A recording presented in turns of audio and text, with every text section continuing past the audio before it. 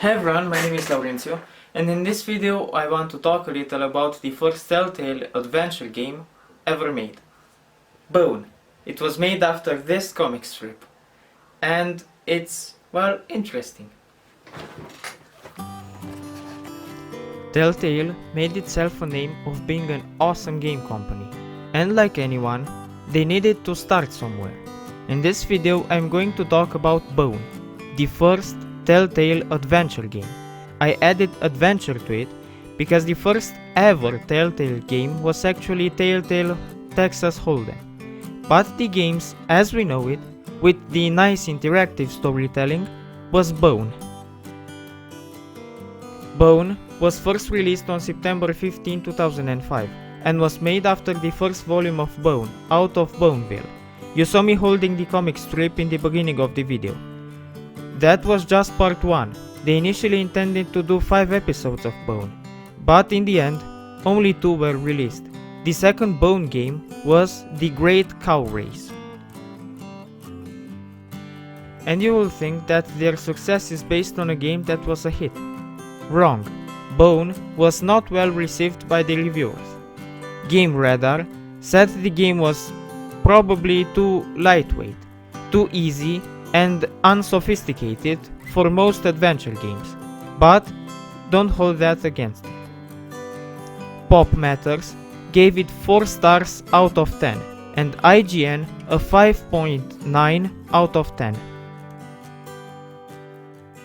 So as you can see, Telltale didn't have such a great start, but they never gave up. That's why they've got to be the legends they are. Okay, now let's dive a little into Bone. First off, I was impressed by the accuracy Telltale kept. Sure, there are differences here and there to make a game out of a comic strip, but overall, the fidelity of the story is impressive.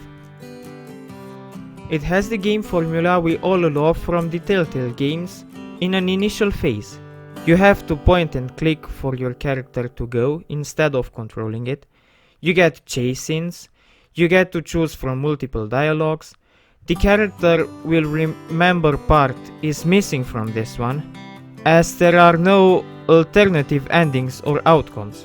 The story is just straight from the comic strip, no alterations. Also, you get other tasks and puzzles that put you in the situation of clicking everything on your screen.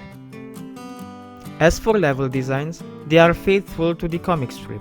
The animations have a more of a free spirit, but you can't blame Telltale for it. I mean, it would have been too much to imitate every little movement the comic strip features. Besides, Telltale added here and there their own interpretation and own character movement, while still staying faithful to the story of the comic.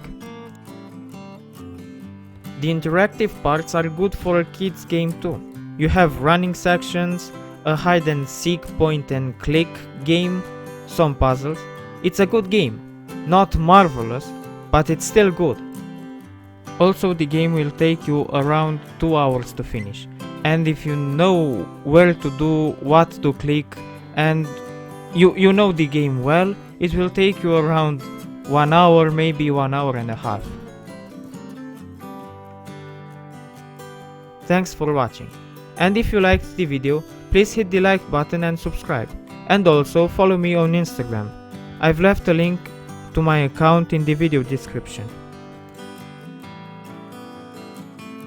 Also, fun fact, the first time I played Bone was when I was a kid and my parents got me a Level magazine, and those things had DVDs with lots of stuff on them, and on that disc was the demo version of Bone.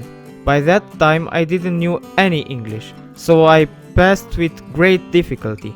But later on, I played the whole game and I liked it. I read the comic too, and the series should be more popular, because it deserves to get out of the shadows more. The humor is great, and it's no wonder that it got so many rewards.